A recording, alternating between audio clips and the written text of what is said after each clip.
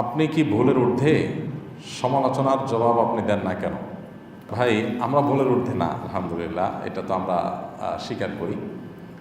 আর সমালোচনার জবাবের ক্ষেত্রে আমাদের একটা মূলনীতি আছে, এটা জানা থাকা দরকার। আসলে মূলনীতিটা হলো যে আমাদের যদি কেউ কোনো ভুল ধরে, আমরা সবসময় চেষ্টা করি যে ভুল ধরাটা কি যথাযথ হয়েছে নাকি অমূলক হয়েছে। একটা হলো যে অযথাই তেনা পেঁচানো, অযথাই একটা বিষয় নিয়ে আপনার বিতর্ক সৃষ্টি করার চেষ্টা করা। আরেকটা হলো না, একবারে টু দ্য পয়েন্ট একটা সুনির্দিষ্ট স্পেসিফিক ভুল হয়েছে।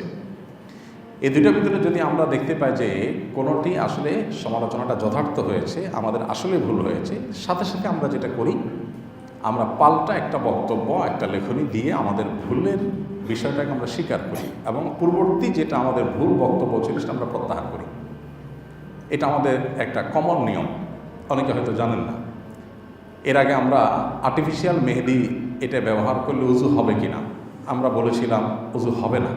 কিন্তু পরবর্তীতে আমরা এটা নিয়ে আরও পড়াশোনা করলাম, বিভিন্ন ওলামা ইকরামের ফতোয়া আমাদের সামনে আসলো, তখন আমাদের কাছে পরিষ্কার হয়ে গেছে যে আমাদের আগেরটা ভুল ছিল।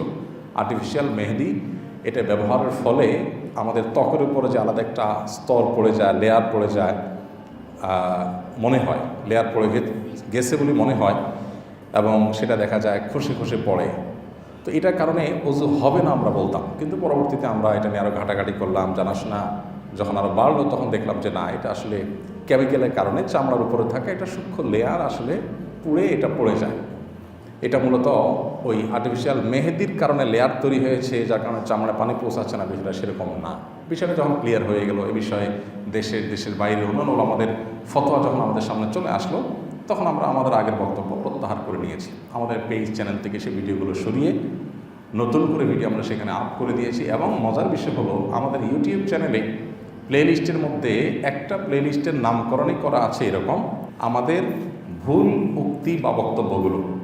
অর্থাৎ আমাদের শত শত হাজার হাজার প্রশ্ন উত্তরের মধ্যে যেগুলো ভুল হয়েছে সেগুলোকে আলাদা প্লে লিস্টে রেখে দেওয়া হয়েছে, যাতে করে মানুষ আমাদের ভুল দ্বারা বিভ্রান্ত না হয়, সেখান থেকে যাতে মানুষ সঠিকটা নিয়ে নিতে পারে। তো আমাদের কোনো সমালোচনা যদি যথাযথ হয়, মনে হয় আমাদের কাছে যে আসলে এটা আমাদের ভুল হয়েছে, তো সাথে সাথে আমরা সেটা নিজেরা সংশোধন করি, এবং সংশোধন করতে আমরা দেরি করি না, যত দ্রুত সম্ভব সেটা আমরা করি। আর এটা ইসলামের একটা সৌন্দর্য। আমরা তো সাধারণ মানুষ, আমরা তো তালিব ইলম মানুষ। বড় বড় ইমামগণের যে সমস্ত বক্তব্য ছিল, মাসআলা ছিল, অবস্থান ছিল, সেগুলো থেকে তারা ফিরে এসেছেন এরকম হাজারো নজির আছে, লাখো নজির আছে। তাদের ফিরে আসাটা অবশ্য বেশিরভাগ ক্ষেত্রে ইজতিহাদি কারণে, আবার অনেকের ভুল থেকে ফিরে আসা বা নিজের অবস্থান থেকে ফিরে আসাটা ছিল আপনার ইনফরমেশনগত গ্যাপের কারণে, যে একটা জিনিস জানা ছিল না, তিনি জানছেন, তিনি ফিরে আসছেন। আরেকটা হলো যে না, একটা বিষয়কে তিনি এক অ্যাঙ্গেল থেকে দেখলেন, পরবর্তীতে ভিন্ন অ্যাঙ্গেল থেকে দেখলেন, তার কাছে মনে হলো এটা পরিষ্কার, এটা সঠিক। ইজতিহাদগত ব্যাপার, বড় বড় ইমামদের কথা বলছি। এই জন্য তাদের দেখবেন যে একই মাসআলার ক্ষেত্রে কয়েকটা মত আছে, একটা মত আগের ছিল আর একটা মত পরের হয়েছে। এটা ইসলামের সৌন্দর্য। শেখ নাসিরউদ্দিন আলবানী রহমতুল্লাহ আলাইহি সমকালীন যুগের মুহাদ্দিসদের মধ্যে বেশ সুপরিচিত একজন মুহাদ্দিস। হাদিস নিয়ে তার অনেক কাজ, বিপুল পরিমাণ কাজ আছে আমরা জানি। তো এত বেশি কাজ, এত বেশি আপনার কর্মযজ্ঞ, এত বেশি তালিফাত, লেখালেখি, তার বড় বড় মানে ভলিউম এক একটা সাবজেক্টের উপরে তার বই লেখা, কিতাব লেখা। এরপরও তার জীবনে যে সমস্ত মতামত থেকে তিনি ফিরে এসেছেন, আগেরটা তিনি সঠিক মনে করেননি, পরেরটা সঠিক মনে করছেন, এই মতামতগুলোকে কয়েক ভলিউমের একটা কিতাবে লেখা হয়েছে, যেটার নাম হলো তারাজুআতুল আলবানী। সম্ভবত 4 খণ্ডের একটা কিতাব, মানে কতগুলো একত্র হয়েছে। তো এটা ইসলামের সৌন্দর্য। আমাদের কোনো ভুল কেউ ধরলে প্রশ্নকর্তা ভাই যেরকম মনে করছেন যে আমরা কোনো পাত্তা টাত্তা দেই না, আসলে ব্যাপারটা সেরকম না ভাই। কোনো ভুল যদি মনে হয় যে আমাদের আসলে ভুল হয়েছে, ইনফরমেশন একেবারে সুস্পষ্ট ভুল, আমরা সে সাথে সাথে সংশোধন করি। এরকম নজির আপনি আমাদেরকে যারা নিয়মিত ফলো করেন তারা দেখবেন যে অহরহ আমাদের এই যাবৎ প্রশ্নোত্তরের সেশন যেগুলো হয়েছে আমাদের পেজে লাইভ অনুষ্ঠানে, 200 এখন প্রায় 250 মতো, 250 হতে যাচ্ছে পর্ব। তো প্রত্যেকটা পর্বে যদি এভারেজে আমরা 50 থেকে 60টা প্রশ্নের উত্তর দিই, সেক্ষেত্রে কত হাজার প্রশ্ন হয়। আর অন্যান্য যত প্রশ্নোত্তরের সেশন আছে সব একসাথ করলে হয়তো আমাদের 20-30 হাজার প্রশ্নের উত্তর এ পর্যন্ত মিনিমাম দেওয়া হয়েছে। এই 20-30 হাজারের ভিতরে আমাদের 20-50টা বা 100-150টা মাসআলাতেও ভুল হওয়াটা অস্বাভাবিক নয়। আমরা মানুষ, সেই হিসাবে আল্লাহ মাফ করুক অহংকার থেকে আমাদের কোনো কেউ সমালোচনা করলে আমরা সাথে সাথে করি। কিছুদিন আগে আমাদের একটা গত রমজানের একটা বক্তব্যের পর এক ভাই আমাকে একটা ক্লিপ দিলেন যে আমরা বলেছিলাম যে ফিতরা রমজানের ঈদেতে যে আমরা ফিতরা আদায় করি, জাকাতুল ফিতর বা সদকাতুল ফিতর, এটা হাদিসের ভাষ্য হলো মান আদ্দাহা ক্বাবলা সালাতি ফাহিয়া সাদাকাতুন মাকবুলা ওয়া মান আদ্দাহা বা'দা সালাতি ফাহিয়া সাদাকাতুন মিনাস সাদাকাত। ফিতরা এটা যদি কেউ ঈদের নামাজের আগে দেয় তাহলে আল্লাহর কাছে গ্রহণযোগ্য হবে, আর ঈদের নামাজের পরে দিলে এটা সাধারণ দান হয়ে যাবে, মানে ফিতরা হবে না। এটা ছিল আমার বুঝ, সেই অনুযায়ী আমরা উত্তর দিয়েছি। পরে এক ভাই আমাকে একটা লিঙ্ক দিলেন যে না, এটা সম্পর্কে অন্যান্য ইমামদের বক্তব্য ভিন্ন। প্রায় সব ইমামরাই বলেছেন যে পরে দিলে আদায় হবে, অবশ্যই সেটা অনুত্তম হবে, আল্লাহর কাছে সেটা উত্তম নয়, সুন্নাহ নয়, সেটা নিয়ে অনেক কথা বলা যায়, কিন্তু আদায়ই হবে না ফিতরা, ব্যাপারটা সেরকম ইমামরা বলেন নাই। পরে আমরা দেখলাম যে হাদিসের বিভিন্ন ব্যাখ্যা ওলামা একরাম করেছেন, আমরা সেটাকে সাথে সাথে প্রত্যাহার করে পাল্টা বক্তব্য দিয়েছি। তো এটা আমাদের একটা রুটিন কাজ, যেটা হয়তো অনেকে জানেন না, এই জন্য মনে করেন যে আমরা বোধহয় কোনো সমালোচনার আমলে নেই না, আমরা বোধহয় সব জানতা শমশের ভেবে বসে আছি। না, আমাদের ভুল ধরলে কেউ আমরা খুব শ্রদ্ধার সাথে সেটাকে মেনে নিই এবং স্বীকার করি। তবে ওইটা নিয়ে খুব বেশি হইচই করার কোনো প্রয়োজন আছে বলে আমরা মনে করি না। ভুল কে ধরলো এটা ব্যাপার না। অনেক এই যে ফিতরা বিষয়টা যে ভাই ভুল ধরেছেন, এই ভাইকে আমি চিনি না এবং পরিচিত কোনো মুখ না, একজন সাধারণ কোনো আলেম। আলহামদুলিল্লাহ, যখন লিঙ্কটা আমাদের কাছে এসে আমরা তাহকিক করলাম, দেখলাম হ্যাঁ ওনারটাই সঠিক, আমরা সাথে সাথে স্বীকার করে নিয়েছি। তো এটা তো ইসলামের সৌন্দর্য, আলহামদুলিল্লাহ। এক্ষেত্রে আমরা কোনো বাজ বিচার করি না। আর যে ভুল আমাদের কাছে মনে হয় যে এটা আসলে ভুল না, যে ভুল ধরাটা আমাদের কাছে মনে হয় আসলে ভুল না, এটা হলো তেনা পেঁচানো, এটা হলো অহেতুক একটা বিষয় বোঝার পরও আপনার সেটাকে নিয়ে জাস্ট একটা বিতর্ক তৈরি করার চেষ্টা, সেটাকে আমরা ইগনোর করে যাই। কারণ আমি যদি কোনো কিছু ভুল না করি, কে বললো না বললো কি বললো এটাতে আমার কিছু আসে যায় না। আল্লাহ দেখবেন আমার অন্তরের হালত।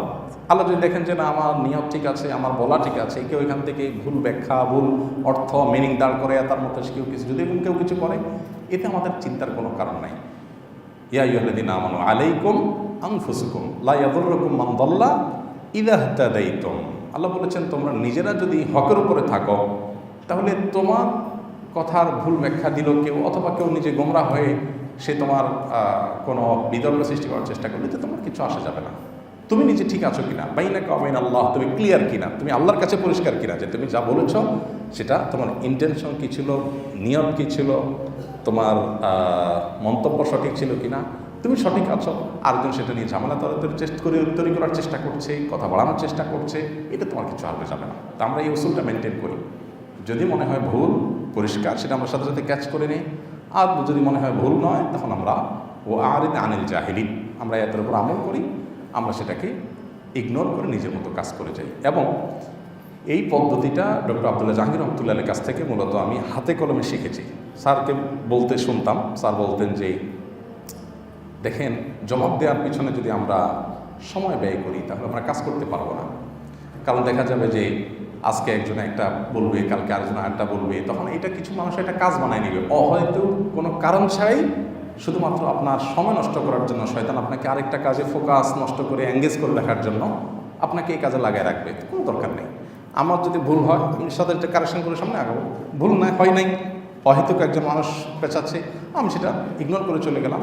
এই মূলনীতিটা জীবন চলতে আমাদেরকে অনেক বেশি সাহায্য করবে, বিশেষ করে আমাদের জীবনে প্রোডাক্টিভিটি বাড়াতে, জীবনের সময়ের অপচয় রোধ করতে অনেক বেশি সাহায্য করবে। আমরা অনেকে দেখবেন সোশ্যাল মিডিয়াতে বিতর্ক নিয়ে পড়ে থাকি, একেবারে দিনকে দিন, ঘন্টায় ঘন্টা, উদ্দেশ্যহীনভাবে। এর অর্জন কি, এখান থেকে আমার প্রাপ্তির কি হবে, অপ্রাপ্তির কি হবে, আমার লাভ কি লস কি, এই জরুরিটা অনেক সময় আমাদের করার মতো সুযোগ হয় না। আমাদের বেশিরভাগ এনার্জি নষ্ট হয় অন্যের পেছনে, আমার নিজের প্রোডাক্টিভিটির জন্য, আমার জীবনে বারাকা লাভের জন্য, আমার জীবনের অ্যাচিভমেন্টের জন্য, আমার গোলগুলোকে সাকসেস করার জন্য আমরা যতটা ফোকাস দেই, এর চেয়ে বেশি দেই হলো কে কী করেছে, কে কী বলেছে, এগুলোর পেছনে, যার কারণে আমাদের জীবনে অনেক কাজ করার সুযোগ হয় না। এই জন্য ভাই, এই মূলনীতিটা আমার তো মনে হয় যে আমরা অন্যরাও যদি অনুসরণ করি তাদের জীবনের কাছে লাগবে। কোনো ভুল হলে সেটা স্বীকার করতে চুল পরিমাণ কার্পণ্য করা উচিত না। কে ধরেছে এটা ব্যাপার না, সাথে সাথে সে স্বীকার করার মতো মানসিকতা থাকতে হবে। কারণ অহংকারের আলামতগুলোর ভিতরে একটা হলো বাতারুল হক, সত্য আমি জানছি তারপরেও আমি তেড়ামি করতেছি, আমি গড়িমসি করতেছি, আমি একটা ধামাচাপা দেওয়ার চেষ্টা করতেছি, ইগনোর করার চেষ্টা করতেছি, এটা হলো অহংকার। সত্য জানছি সাথে সাথে আমি স্বীকার করবো, ও আচ্ছা তাহলে আমি বলেছিলাম, ঠিক আছে, এটা আলহামদুলিল্লাহ। তো এটা ইসলামের সৌন্দর্য আলহামদুলিল্লাহ। আমাদের দেশটা তো এমন যে আমাদের দেশে হাফেজ সাহেবরা তারাবির নামাজে লোকমা খাইলে মুসলিমরা মনে করে হুজুর অযোগ্য, যার কারণে হাফেজ সাহেবরাও দেখছে যে মুসলিমরা যখন এত বেশি চালাক, তা আমরা একটু আরও বেশি চালাকি করি। কারণ ইমাম তো ইমাম, মুসল্লি তো মুসল্লি যত চালাকি করুক না, ইমামের চাইতে তো ইমামতি নামাজ রিলেটেড বিষয়ে তো চালাকি করে পারবে না। তো হাফেজ সাহেবরা অনেকে নেগোসিয়েশন করে নেয় যে ভাই তুই আমার লোকমা দিবি না, আমি তোর লোকমা দেবো না, আমার যেটা মিস হয়ে যাবে ওইটা তুমি পরে রিকভার করে নিবা, বা আমরা আলাপ করে রিকভার করে নিব। এই বেবুজা পাবলিক যাতে এটা নিয়ে তেনা বাঁচাতে না পারে, এই জন্য আমরা এই পলিসি করলাম। অনেক হাফেজ সাহেবরা এরকম নেগোসিয়েশন করে নেয়। তো অতি চালাকের যে অবস্থা হয় সে অবস্থা হয় আর কি। অথচ নামাজের মধ্যে ভুল হওয়াটা স্বাভাবিক, আলেমের ভুল হওয়াটা অস্বাভাবিক নয়, কিন্তু সেটাকে আমরা এটাকে নিয়ে আমরা অনেক বড় করে দেখি, যার কারণে আমাদের দুর্দশা হয়। আপনি হারাম শরীফে দেখবেন মক্কাতে ইমাম সাহেবদের অনেকের কেরাতে ভুল হয়, এমন ভুল হয়, সূরা কাফিরুনের মধ্যে ভুল হচ্ছে বারবার লোক ছে ধরতে পারতেছেন না। সূরা ফাতিহাতে একবার ভুল হওয়ার রেকর্ড আছে। তারপরে যে আরও এমন ভুল আছে যে 3বার 4বার লোকমা দিচ্ছে আর ওই লোকমা নিতে পারতেছেন না, এই অবস্থা। তারপরে উনি ওইভাবে নামাজ পড়তেছেন, কোনো অসুবিধা হচ্ছে না, ওনার চাকরির কোনো অসুবিধা হচ্ছে না। আমাদের দেশে হলে এই ইমাম 1 মাসের ভিতরে বিদায় হয়ে যেত। তো আল্লাহ তাআলা আমাদেরকে হেদায়েত দান করুন। আমাদের একটা মূলনীতি আছে, সেটা আপনার প্রশ্নের প্রেক্ষিতে আমরা জানিয়ে দিলাম।